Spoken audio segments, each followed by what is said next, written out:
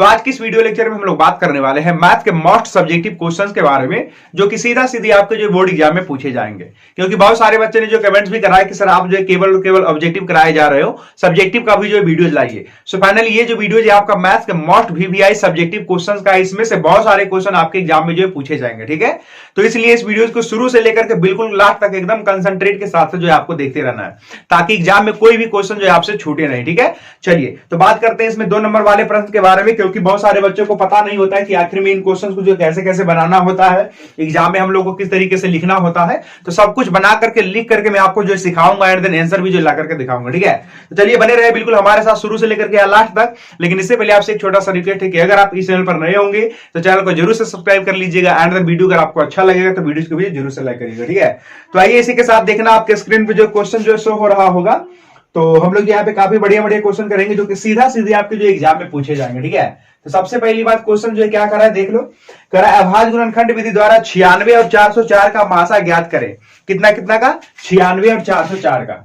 96 and then 404। ठीक है, तो इसका हम लोग को क्या करना है कि अभाज्य गुणनखंड विधि द्वारा मासा और लासा ज्ञात करना। ठीक है, तो सबसे पहली बात अभाज्य गुणनखंड विधि द्वारा इसका मासा और लासा कैसे निकालेंगे। तो सबसे पहली बात यहाँ पे मैं मान लूंगा कि माना कि मैं यहाँ पे आपको सॉल्व करके दिखा रहा हूं। ठीक है, कि आपको एग्जाम में किस तरीके से लिखना है। माना कि a बराबर हो गया 96 और b बराबर हो गया कितना 404।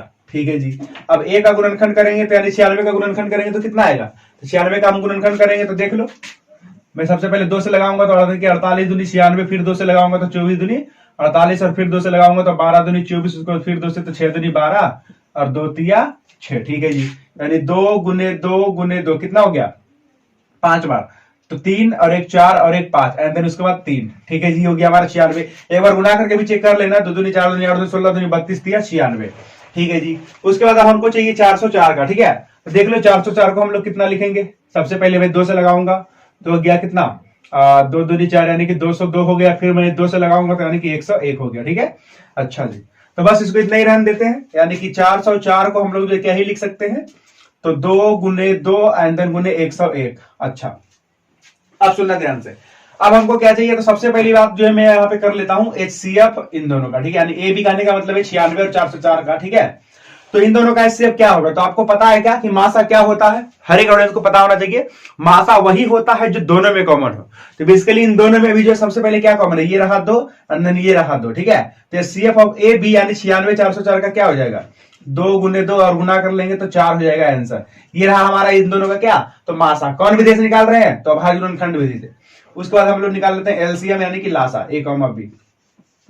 तो लासा कैसे निकालते हैं, जो कॉमन है उसको लिखिए, तो जो कॉमन है उसको हमने लिख दिया है, ये देखो।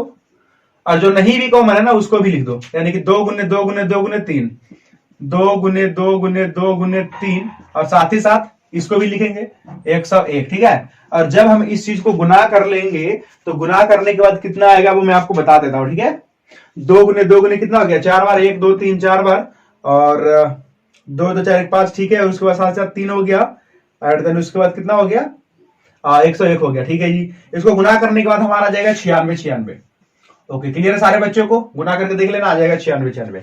आगे बढ़ते थे, ये हो गया हमारा इन दोनों का HCF और ये हो गया हमारा LCM। ऐसे ही आपको एग्जाम में बनाना है ताकि आपका एक भी मार्क्स कटे नहीं। ठीक है, आइए बढ़ते हैं सेकंड क्वेश्चन की तरफ। तो सेकंड क्वेश्चन में क्या करा है, काफी बढ़िया सवाल है। तो सेकंड क्वेश्चन में कह रहा है कि 1.8 एंड देन इसका योरकर है को P बटा Q के रूप में व्यक्त करें। सबसे पहली बात मैं आपको बताना चाहूंगा कि ये जो क्वेश्चन आप देख रहे हैं स्क्रीन पे, ये बेसिकली क्वेश्चन जो है 9th क्लास का। ठीक है, लेकिन मैं ये कह रहा हूं आपको कि ये वाला इस टाइप का जो क्वेश्चन है हर साल एग्जाम में आता है, हर साल। सोचो 9 का क्वेश्चन है लेकिन एग्जाम में पूछा है 10th बारे में, तो बेसिकली 9th आपको पढ़ना चाहिए था। चलो इस क्वेश्चन को कैसे बनाएंगे। सबसे पहली बात हमको क्या करना है कि 1.8 योरकर। ठीक है, तो इसको क्या करना है कि P बटा Q के फॉर्मेट में लिखना है। सबसे पहली बात, इस क्वेश्चन को बनाने का सबसे शानदार तरीका क्या है वो मैं आपको सिखा रहा हूं। ठीक है, सबसे पहली बात आपको क्या करना है कि मानना कि सबसे पहली बात इसको x बराबर मान लेना है 1.8 एंड देन इसका योरकर। ठीक है जी, और इसी को बना देना है समीकरण नंबर फर्स्ट। किसी को कोई दिक्कत है क्या? नो। अब सुनो ध्यान से। अच्छा, इसका एक और मतलब निकल करके आता है, इसका जो है एक और मतलब निकल करके आता है कि यहाँ पे दशमलव के बाद जो 8 है ये बार बार आ रहा है, यानी कि 1.888 इस तरीके से मैं लिख सकता हूं, और यही हमारा समीकरण नंबर फर्स्ट है। अच्छा जी, अब दूसरा काम क्या करना होता है कि दशमलव के बाद जितना संख्या रिपीट हो रहा होता है, जितना संख्या रिपीट हो रहा होता है, जैसे एक संख्या रिपीट हो रहा है, यहाँ पे तो एक ही है ना, केवल 8 रिपीट हो रहा है, तो दोनों तरफ हम 10 से गुना कर देंगे। अगर दो संख्या रिपीट होता हुआ दिखेगा तो 100 से गुना कर देंगे। तो यहाँ पे हम दोनों जो है दोनों तरफ क्या से गुना करेंगे, तो 10 से गुना करेंगे। ठीक है, जैसे मैं लिख दूंगा 10 से गुना करने पर, आप लिख लेना। ठीक है, तो इधर कितना हो जाएगा, 10x बराबर दशमलव यहां शिफ्ट हो जाएगा। ठीक है, तो हो जाएगा 18.8 8 और 8। इस इधर तो ढेरे सारा 8 है ना, तो मैं 3 ही लिखता हूं, ज्यादा नहीं लिखता हूं। ठीक है, और इसको मैं कर दूंगा समीकरण नंबर सेकंड। ठीक है, अब सेकंड में से फर्स्ट को क्या ही कर लेना है, तो घटा लेना है। तो सेकंड में से फर्स्ट को घटा लीजिए, तो 10x में से 1 जाएगा तो 9x। ठीक है जी, दशमलव के बाद देखो सब कुछ सेम है तो कैंसिल, और 18 में से 1 जाएगा तो कितना हो जाएगा 17। तो x बराबर कितना हो जाएगा 17/9। क्या सारे बच्चों को क्लियर है? जब आप इसको भाग दोगे ना तो यही चीज आएगा, यानी कि ये वाला चीज आएगा। ठीक है, तो इस तरीके से ये जो क्वेश्चन है काफी ज्यादा शानदार है, आपको बनाने के लिए आना चाहिए, हर साल आता है एग्जाम में, लिख करके ले लो। ठीक है जी, तो सारे बच्चों को क्लियर है क्या? कमेंट सेक्शन में एक बार जो है लिख देना कि यस सर क्लियर। तो अब बढ़ते हैं नेक्स्ट क्वेश्चन की तरफ, जो कि काफी ज्यादा शानदार क्वेश्चन है, और ये बेसिकली बहुपद का क्वेश्चन है। ठीक है, तो बहुपद का क्वेश्चन है, इसको देखते हैं क्या करा है। देखो, बहुपद 6x² - 3 - 7x के शून्यक ज्ञात करें। सबसे पहली बात तो इसका जो शून्यक निकालना है, एंड देन साथ ही साथ क्या करना है कि इसके शून्यांकों तथा गुणांकों के बीच संबंध की सत्यता की जांच करना। ठीक है, सबसे पहली बात यहाँ पे जो बहुपद लिखा हुआ है उसको मैं लिख देता हूं। यहाँ पे जो बहुपद लिखा हुआ है 6x² - 3 - 7x। ठीक है, और इसका हमको चाहिए शून्यक। तो शून्यक निकालने के बाद इसका जो शून्यक होगा, इसके शून्यांकों तथा गुणांकों के बीच संबंध की सत्यता की जांच करनी है। ठीक है, तो सबसे पहली बात मुझे सारे स्टूडेंट जो बताएंगे कि ये जो बहुपद लिखा हुआ है ये कौन सा बहुपद है, घातीय या द्विघातीय? जल्दी से कमेंट सेक्शन में लिखो, ये घातीय बहुपद है या फिर द्विघातीय बहुपद है? जल्दी से कमेंट सेक्शन में लिखिए। तो सारे बच्चों का आंसर होना चाहिए कि ये जो बहुपद है सर ये द्विघातीय बहुपद है। ठीक है जी, अच्छा, अगर ये द्विघातीय बहुपद है तो इसके दो शून्यक होंगे, और दोनों का जो है मैं नाम रख दूंगा अल्फा और बीटा। अच्छा, तो इसका शून्यक चाहिए ना, तो इसको मैं लिख देता हूं 6x² - 7x - 3 और बराबर कर लेता हूं 0, क्योंकि शून्यक निकालने के लिए बराबर हम 0 करते हैं। अब इसमें से इसको गुना कर लेते हैं तो 6 हो गया 18, और लाना कितना है -7। तो जल्दी से बोलो सारे बच्चे कितना में ब्रेक किया जाए, -7 लाना। ठीक है, तो 9 दूनी 18 और लाना है -7। ठीक है, तो 2 में से 9 घटा देंगे तो -7 हो जाएगा। ठीक है, यानी इस तरीके से चेक कर लो, 6x² प्लस का 2x माइनस का 9x - 3 बराबर 0। क्लियर है सबको? अच्छा जी, क्योंकि 2 में से 2 घटेगा तो -7 आ जाएगा, 9 दूनी 18 भी आ जाता है। अब इन दोनों में कॉमन कराया जाए तो 2x से अगर मैं कॉमन करूंगा तो यहां से बचेगा 3x एंड देन प्लस का 1, एंड देन अगर मैं यहां से 3 से कॉमन कर लूं तो बच जाएगा कितना 3x एंड देन प्लस का 1 एंड देन इक्वल टू 0। तो 3x + 1 से अब की बार कॉमन करा जाए तो यहां से बचेगा 2x एंड देन माइनस का 3 एंड देन इक्वल टू 0। जब इसको हम लोग 0 करेंगे 3x + 1 बराबर 0, तो यहां से x बराबर आएगा -1/3। ठीक है जी, और इसी को हम लोग को बोल देना है अल्फा, एंड देन ये हो गया 2x - 3 बराबर 0, तो x बराबर कितना हो जाएगा 3/2, एंड देन इसी को हम लोग बोल रहे हैं बीटा। तो ये रहा हमारा अल्फा जो कि पहला शून्यक है, और ये रहा हमारा बीटा जो कि दूसरा शून्यक है। ठीक है, अच्छा जी, अब उसने कहा कि इस बहुपद के शून्यांकों तथा गुणांकों के बीच संबंध की सत्यता की जांच करें। तो सबसे पहली बात आपको यह पता होना चाहिए ना कि इसके शून्यांक और गुणांक के बीच में क्या संबंध होता है। तो अगर इसका शून्यांक अल्फा और बीटा है और इसका गुणांक जो कि एबीसी होता है, यहां पे मैं लिख भी देता हूं, देख लो जरा ध्यान से, 6x² और माइनस सबसे पहले इसको लिख लिया जाए। ठीक है, एंड देन माइनस का 3।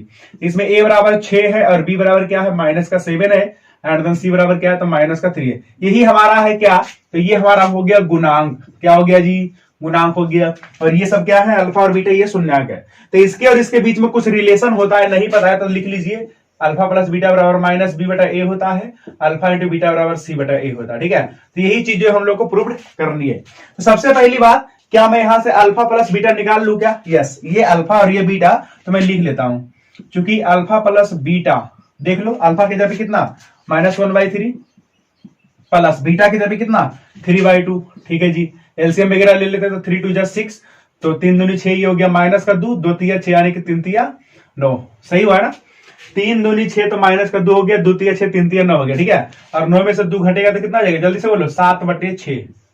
ठीक है जी, ओके, तो ये हो गया 7/6, क्या हो गया, अल्फा + बीटा का वैल्यू हो गया। अब मैं निकाल लेता हूं अल्फा × बीटा, तो अल्फा की जगह कितना -1/3 एंड देन बीटा की जगह कितना 3/2। ठीक है जी, तो ये 3 से 3 हो गया कैंसिल, तो बचेगा कितना -1/2। लेकिन ये जो हमने निकाला अल्फा + बीटा, ये इतना आया और अल्फा × बीटा इतना आया। अब क्या माइनस बी बटा ए और सी बटा ए के इक्वल है क्या? अगर है तो हमारा हो गया प्रूव्ड। देखो अब मैं लिखता हूं तथा, यहां से आ जाओ, हम निकालते हैं माइनस बी बटा ए।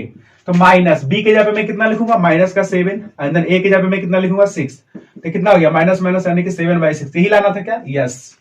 उसके बाद निकालना है सी बटा ए, क्योंकि देख लो सी बटा ए, तो सी के जगह पे कितना है? माइनस का 3, एंड देन ए के जगह पे कितना है? तो ए के जगह पे है 6, ठीक है, कट करेंगे तो -1/2, और यही लाना है क्या? चेक कर लो, ठीक है जी। यानी यहां से मैं लिख सकता हूं कि अतः अल्फा प्लस बीटा बराबर माइनस बी बटा ए, और किसके इक्वल है? तो 7/6 के इक्वल है, ठीक है। और साथ ही साथ अल्फा इंटू बीटा बराबर सी बटा ए, और ये किसके इक्वल है? तो -1/2 के इक्वल है, ठीक है। और यही हमारा हो जाता है प्रूव्ड। सबसे पहले हमने इस बहुपद का शून्यक निकाला अल्फा और बीटा, और साथ ही साथ इसके शून्यांकों और गुणांकों के बीच हमने जो है संबंध की सत्यता की जांच कर दी है। ये क्वेश्चन पहले 3 नंबर का पूछा जाता था, बट अब तो 3 नंबर में पूछता नहीं है, तो ये 2 नंबर में आ सकता है, ठीक है। तो ठीक है, इसको देख लो, सारे बच्चों को क्लियर है क्या? एक बार मुझे जो कमेंट सेक्शन में लिख देना, ठीक है। तो चलो बढ़ते हैं नेक्स्ट क्वेश्चन की तरफ। देखो नेक्स्ट क्वेश्चन में क्या ही कह रहा है। नेक्स्ट क्वेश्चन हम लोग करेंगे, ओके, अच्छा जी। तो कह यदि बहुपद इतना का शून्यक अल्फा तथा बीटा है, इतना का शून्यक क्या है? अल्फा तथा बीटा है, तो alpha square plus beta square का वैल्यू क्या होगा? काफी शानदार क्वेश्चन है। तो सबसे पहली बात, कितने स्टूडेंट्स को लगता है कि यस सर मैं इस क्वेश्चन को बना सकता हूं? चलो सारे बच्चे जो कमेंट सेक्शन में जल्दी से लिखिए, कितने स्टूडेंट्स को लगता है कि मैं इस क्वेश्चन को बना सकता हूं? क्योंकि क्वेश्चन जो आपका पॉलिनोमियल यानी कि बहुपद का है, और काफी शानदार क्वेश्चन है, काफी बढ़िया क्वेश्चन है, ठीक है। तो यहां पे मैं क्वेश्चन लिख देता हूं, क्वेश्चन नहीं लिख रहा हूं, मतलब इसको मैं बनाता हूं, ठीक है। चलो, तो बहुपद बराबर जो उसने दे रखा है पी एक्स बराबर X square plus X and then plus का 1, ठीक है जी। और इसका जो शून्यक है अल्फा और बीटा, इसका जो शून्यक है अल्फा और बीटा है, तो वो कह रहा है कि alpha square and then plus beta का स्क्वायर जो है हमको चाहिए, ठीक है जी। तो इसको alpha square plus beta square ही देंगे। लेकिन इससे पहले अब आप सोचो कि अगर इसको alpha square plus beta square चाहिए, तो एक काम करो, alpha square plus beta square कहने का मतलब क्या है? इसको मैं इस तरीके से लिख सकता हूं, अल्फा प्लस बीटा का whole square minus 2 alpha beta. Check कर लो ना, क्योंकि अल्फा प्लस यानी ए प्लस बी का होल स्क्वायर, तो A square plus B square हो गया, और यहां से आएगा 2 अल्फा बीटा, और हमने लगा दिया माइनस 2 अल्फा बीटा, तो दोनों जाएंगे कैंसिल। सपोज करो ये फॉर्मूला ही है, ये याद कर लो, ठीक है। ए प्लस बी का होल स्क्वायर ए स्क्वायर बी स्क्वायर, इधर जाएगा तो प्लस 2ab, तो ये फॉर्मूला है, ठीक है, ए प्लस बी का होल स्क्वायर वाला। तो अगर मुझे alpha square plus beta square चाहिए, तो मुझे अल्फा प्लस बीटा चाहिए कि नहीं चाहिए? बिल्कुल। और अल्फा इंटू बीटा भी चाहिए, तो मैं यहां से नोट कर लूंगा, क्योंकि सबसे पहले ए बराबर कितना है? 1, बी बराबर कितना? 1, एंड देन सी बराबर कितना? 1। तो अल्फा प्लस बीटा बराबर कोई तो फॉर्मूला होता है, किसको किसको पता है? जरा जल्दी से बताना। तो माइनस बी बटा ए, ओके। तो माइनस बी कहने का मतलब बी के जगह कितना? 1, एंड देन ए कहने का मतलब कितना? 1, तो कितना हो गया? -1 हो गया। और साथ ही साथ अल्फा इंटू बीटा कहने का मतलब है सी बटा ए, तो सी कहने का मतलब 1, एंड देन बटा में ए कहने का मतलब है 1, ठीक है जी, तो 1 हो गया। अब इसमें हम लोग पुट कर देते हैं, अल्फा प्लस बीटा की जगह कितना? -1 का स्क्वायर -2, अल्फा इंटू बीटा की जगह कितना? 1, ठीक है जी। तो ये तो हो गया 1 - 2 यानी कि -1, ठीक है। तो alpha square plus beta square बराबर कितना होगा? तो -1 होगा, ठीक है। चलो क्लियर है सारे बच्चों को? ओके, आगे बढ़ते हैं क्वेश्चन नंबर नेक्स्ट। तो देखो नेक्स्ट क्वेश्चन में क्या ही कह रहा है, देखो आपके स्क्रीन पे जो शो हो रहा होगा, द्विघात बहुपद इतना कि शून्यकों को ज्ञात करे, मतलब इसका शून्यक चाहिए, ठीक है। काफी शानदार क्वेश्चन है, शून्यक निकालना हर एक ऑडियंस को आना चाहिए, क्योंकि शून्यक निकालने के लिए हर एक बार एग्जाम में पूछता ही है, तो आपको आना चाहिए शून्यक निकालने के लिए, ठीक है। तो सबसे पहली बात, चलो जल्दी से बताओ कितने स्टूडेंट्स को लगता है कि इसका शून्यक हम निकाल सकते हैं? काफी इजी सवाल है ये। तो X square plus 11x and then plus का 30, इसका शून्यक निकालना काफी बच्चों का खेल है। इक्वल टू में 0 करो और बस उसको सॉल्व कर लो, ठीक है। तो देखना जरा ध्यान से, 30 है ना, और लाना है 11, तो 6 × 5 = 30 हो गया, और 6 × 5 = 11 भी हो गया। काफी शानदार क्वेश्चन है। X square plus 6x and then plus का 5x एंड देन प्लस कितना? 30 बराबर में 0, ठीक है जी। x से कॉमन करा जाता है x + 6 हो गया, एंड देन 5 से कॉमन करा जाता है फिर से x + 6 हो गया, बराबर में 0, ओके। अब x + 6 से कॉमन करा जाए, x + 6 से अगर मैं कॉमन करूंगा तो यहां से बचेगा x एंड देन यहां से बचेगा 5, ठीक है, एंड देन इक्वल टू 0। इतना बराबर 0 करेगा तो -6 आएगा, और इतना बराबर 0 करेगा तो -5 आएगा, ठीक है। तो ये हो गया हमारा 2 शून्य, काफी इजी सवाल है। आगे बढ़ते हैं नेक्स्ट क्वेश्चन की तरफ। तो अब जो क्वेश्चन है ये फिर भी जो है हमारा ये बहुपद का ही है, तो चलो इसको करते हैं। अब की बार कह रहे हैं द्विघात बहुपद इतना के शून्य अल्फा बीटा है, तो 1/अल्फा अब प्लस 1/बीटा का मान क्या होगा?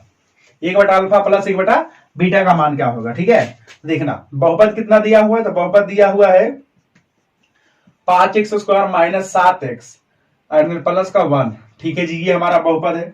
उसके बाद इसके कहा है कि 2 शून्य का अल्फा एंड देन बीटा है, तो 1/अल्फा और प्लस में 1/बीटा का वैल्यू बताइए। ठीक है जी, तो अभी जो हम लोग इसको निकाल करके देते हैं। सबसे पहली बात यहां से मैं लिख देता हूं कि दिया है ये जो बहुपद है 5x² माइनस 7x प्लस 1। ठीक है, तो इतना का वैल्यू चाहिए ना। तो एक बात मैं आपको कहूं, तो इतना का वैल्यू आपको चाहिए, तो इसको सॉल्व करके देखो तो जरा।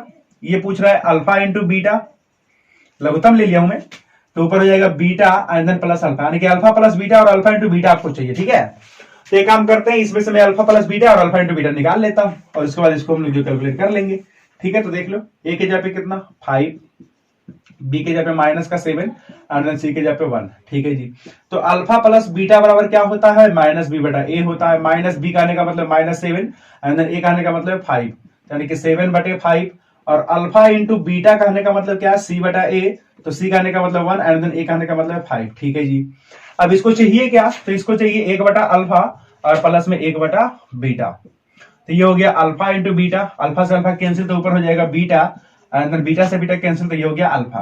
ठीक है जी, तो अल्फा प्लस बीटा की जगह पे मैं कितना रखने वाला हूं 7/5, 7/5 and then alpha into beta की जगह पे कितना रखने वाला 1/5, 1/5। ठीक है जी, तो ये 5 से 5 कैंसिल हो जाएगा, तो बच जाएगा 7। क्लियर है सबको, यानी कि देख लिया जाए। ओके, ठीक है जी, आगे बढ़ते हैं। तो अब बढ़ते हैं क्वेश्चन नेक्स्ट वाला। देखो, प्रतिस्थापन विधि से निम्न रैखिक समीकरण युग्म को हल करें। तो प्रतिस्थापन विधि से सारे बच्चों को सॉल्व करने के लिए आता है क्या, क्योंकि देखो समीकरण जो हम सॉल्व करते हैं ना 4 मेथड से, प्रतिस्थापन विधि, विलोपन विधि, बृहस्गुणन विधि और ग्राफीय विधि। तो 4 में से देखो ग्राफीय विधि तो फिक्स है, आपका एग्जाम में आएगा ही आएगा, लेकिन साथ ही साथ या तो प्रतिस्थापन विधि या तो विलोपन विधि या फिर बृहस्गुणन विधि, ये भी आपके एग्जाम में आएगा, एकदम 100% गारंटी के साथ में कह रहा हूं। ठीक है, तो आप जो है आपको आना चाहिए प्रतिस्थापन, विलोपन या फिर बृहस्गुणन, इन तीनों से भी जो आना चाहिए समीकरण को हल करने के लिए। ठीक है, तो कह रहा प्रतिस्थापन विधि से निम्न रैखिक समीकरण युग्म को हल करें। क्या क्या है, 8x प्लस 5y बराबर में 9 है और साथ ही साथ 3x प्लस 2y बराबर में 4 है। इन दोनों समीकरण को हम लोग जो है सॉल्व करने वाले हैं प्रतिस्थापन विधि से। ठीक है जी, तो अभी मैं आपको दिखाता हूं कि प्रतिस्थापन विधि से कैसे सॉल्व करते हैं। ठीक है, सबसे पहली बात समीकरण को हम लोग कर देते हैं फर्स्ट एंड देन सेकंड, और कोई एक समीकरण पकड़ लो। तो मैं मान लेता हूं समीकरण नंबर फर्स्ट से। ठीक है, समीकरण फर्स्ट से, तो फर्स्ट एक बार लिख लिया जाए, 8x प्लस 5y बराबर 9। ओके, अब यहां से x या y को अकेले आप कर लो, तो मैं चाहता हूं कि ऐसे x को अकेले करूंगा, इसको साइड ले जाना पड़ेगा, यानी कि 8x बराबर 9 माइनस 5y। ठीक है, तो x बराबर कितना हो जाएगा 9 माइनस 5y और बट्टा में कितना 8। ठीक है जी, अब इसको बना देना है समीकरण नंबर थर्ड, और उसके बाद लिख देना है कि x का मान, ये जो हमने x बराबर निकाला है, तो निकाला है समीकरण नंबर फर्स्ट से, तो फर्स्ट में नहीं रखना है, बल्कि x का मान सेकंड में जाकर के रख देना है। ठीक है, तो x का मान समीकरण सेकंड में रखने पर, क्लियर है सारे बच्चों को। अब सेकंड वाला जो एक बार मैं लिख देता हूं। ठीक है, तो 3x प्लस 2y बराबर 4, तो x के जगह मैं कितना रखने वाला हूं इतना, यानी कि 3 इंटू 9 माइनस 5y बटा में कितना 8, और ये हो गया प्लस का 2y और बराबर में कितना 4। ठीक है जी, चलो इसका कैलकुलेशन करा जाए, तो देखना बहुत ही ध्यान से। 9 तिया 27 हो गया, 9 तिया 27 हो गया, और माइनस 3 5 15y हो गया। ठीक है जी, और बटा में कितना हो गया 8 हो गया, और प्लस में 2y हो गया, एंड बराबर में कितना हो गया 4 हो गया। ओके, अब सुनो, इसका लघुत्तम ले लिया जाए, तो लघुत्तम लेंगे तो कितना हो जाएगा 8, तो ऊपर में हो गया 27 माइनस 15y, और ये कितना हो जाएगा 8 दूनी 16y, और बराबर में कितना 4, 8 चुके 32 हो जाएगा, 16 में से एक बाई 15 घटेगा तो 22 हो जाएगा, और ये 27 बराबर में कितना 32। चेक कर लो, बहुत ही ध्यान से चेक करना, इसको घटाया है 22 बचा, ये प्लस का 27 लिख दिया मैंने, और 8 चुके 32, तो 22 बराबर कितना 32 माइनस 27 यानी कि 5 हो जाएगा। ठीक है, तो 22 बराबर अगर 5 है तो यहाँ पे रख दो, उसके बाद x का वैल्यू मिल जाएगा। ठीक है, तो x बराबर, यानी कि मैं रख देता हूं यहाँ पे कि y का मान फर्स्ट में, सॉरी फर्स्ट नहीं थर्ड। ठीक है, तो थर्ड में रखने पर, तो थर्ड क्या ही है जी, थर्ड है हमारा x बराबर 9 माइनस 5y और बटा में कितना 8। ओके, तो 9 माइनस 5 और y की जगह अभी हमने निकाला 5। ठीक है जी, और बटा में 8, तो 9 माइनस 25 और बटा में 8, और 9 में से 25 घटा लो तो 16 हो गया, माइनस का 16। ठीक है, और बटा में 8 तो कितना हो जाएगा माइनस का 2। ओके, ठीक है जी। तो यहां से x बराबर हमारा कितना है, x बराबर माइनस का 2 एंड देन y बराबर प्लस का 5। ठीक है, तो यही हो जाएगा हमारा इस क्वेश्चन का राइट आंसर। ठीक है, चलो एक बार मैं चेंज कर लेता हूं। ठीक है जी, ओके, आगे बढ़ते हैं। तो एक और क्वेश्चन की तरफ बढ़ते हैं। ठीक है, तो अब देखा जाए, एक कर लेते हैं दो चर वाले रैखिक समीकरण का क्वेश्चन। ठीक है, तो दो चर वाले रैखिक समीकरण का जो क्वेश्चन ये भी जो है एग्जाम में हमेशा पूछा जाएगा। ठीक है, तो देखो क्वेश्चन क्या कर रहा है कि अनुपातों a1 b1 a1 a2 मतलब a1 बटे a2 और b1 बटे b2 एंड c1 बटे c2 की तुलना करके ज्ञात कीजिए। क्या ज्ञात करना है कि रैखिक समीकरण इतना और इतना कि युग्म संगत है या असंगत। देखो बहुत सारे बच्चों को पता नहीं चलता है कि कब से समीकरण संगत होते हैं और कब जो है असंगत होते हैं। ठीक है, और इसी चीज को जो ये कह रहा है जांच करने के लिए, तभी मैं आपको जो जांच करके दिखाता हूं और संगत होगा कि असंगत बिल्कुल अच्छे तरीके से मैं आपको समझाने का कोशिश करता हूं। ठीक है, तो सबसे पहली बात यहां पे जो समीकरण लिखा हुआ है उसको मैं लिख देता हूं। 2x माइनस 3y बराबर 8 हो गया और 4x माइनस 6y बराबर 9 हो गया। तो ये हो गया हमारा पहला समीकरण और ये हो गया दूसरा समीकरण। ठीक है, हम लोग को कुछ नहीं करना है, बस इसका जो है चेक कर लेना है कि इसका जो हल आएगा वो संगत आएगा या फिर असंगत आएगा। सबसे पहली बात कान खोल करके जो सुन लो, दो चर वाले रैखिक समीकरण के 3 हल होते हैं। कितने हल? 3, या तो पैरेलल या फिर प्रतिच्छेदी या फिर संगत। तो इस केसेस में हो गया अनंत हल। क्या हो गया? अनंत। इस केसेस में एक हल और इस केसेस में नो सॉल्यूशन, यानी एक भी नहीं। ठीक है, तो देखो इन दोनों में मैं कह सकता हूं कि एक दूसरे के संगत है। क्या है? संगत है, मतलब हल्का फल्का कांटेक्ट में हो रहा है, तो इसको मैं बोलूंगा संगत। यानी एक हल आएगा तो संगत, अनंत हल आएगा तो संगत, और बाकी के इसको बोल देना है असंगत। अब बोलो किसी स्टूडेंट को कोई दिक्कत है क्या? होना ही नहीं चाहिए। आ जाओ, तो बस चेक कर लेते हैं इसमें। अच्छा, अब सबका कंडीशन क्या होता है तो वो मैं आपको बता देता हूं। यहां से आप कैलकुलेट करो a1 b1 और c1। ठीक है, तो यहां से मैं लिख देता हूं a1, डायरेक्ट मैं लिख देता हूं। ठीक है, a1 बटे a2, a1 बटे a2। तो a1 के जगह पे कितना, x के बगल वाला आने के 2, और a2 के जगह पे कितना इधर काट देंगे तो 1 बटा कितना हो जाएगा? 2 हो जाएगा। ठीक है जी, एंड देन b1 बटे b2, तो b1 का मतलब बाई के बगल वाला माइनस का 3, एंड देन b2 के जगह पे कितना, इस बाई के बगल वाला, तो ये भी हो गया कितना 1/2, कैसे कर लेना। ठीक है, अच्छा जी, c1 बटे c2, तो c1 के जगह पे कितना -8 आएगा, एंड देन c2 के जगह पे कितना -का 9 आ जाएगा। ठीक है, क्योंकि इधर लाने के बाद बोलते हैं c1 c2। ठीक है, माइनस माइनस कैंसिल यानी कि 8/9। अच्छा जी, तो क्या मैं यहां से कह दूं कि चूंकि a1 बटे a2 जो है ये बराबर b1 बटे b2 के है, चेक कर लिया जाए। a1 बटे a2 बराबर 1/2, इसमें भी 1/2, a1 बटे a2 बराबर b1 बटे b2 है, but not equal to c1 बटे c2। चेक कर लो, c1 बटे c2 के इक्वल नहीं है ना, तो इस केसेस में होता है नो सॉल्यूशन। क्या होता है? No solution. ठीक है, तो नो सॉल्यूशन को क्या बोलते हैं? असंगत बोलते हैं। अतः दिए गए समीकरण के असंगत हल हैं। क्लियर है सबको? नो सॉल्यूशन किसके अंतर्गत आता है? असंगत के हल। ठीक है जी, तो बस इसमें जितने सारे मैंने आपको क्वेश्चन करवाया है ना, ये काफी जो है शानदार क्वेश्चन है। ऐसे ही टाइप के जो क्वेश्चन आपके बोर्ड एग्जाम में पूछे जाते हैं। ठीक है, तो उम्मीद करता हूं कि इसमें मैंने आपको जितने सारे क्वेश्चन करवाए हैं बहुत ही बारीकी तरीके से आपको समझ में आ गया। ठीक है, अगर वाकई में समझ में आया तो वीडियोस को कर दीजिए लाइक, एंड देन अगर आप इस चैनल पर नए होंगे तो चैनल को कर दीजिएगा सब्सक्राइब। ठीक है, तो मैं मिलूंगा आपसे नेक्स्ट वाले क्लास में, तब तक के लिए thank you, bye, all the best, जय हिंद, धन्यवाद।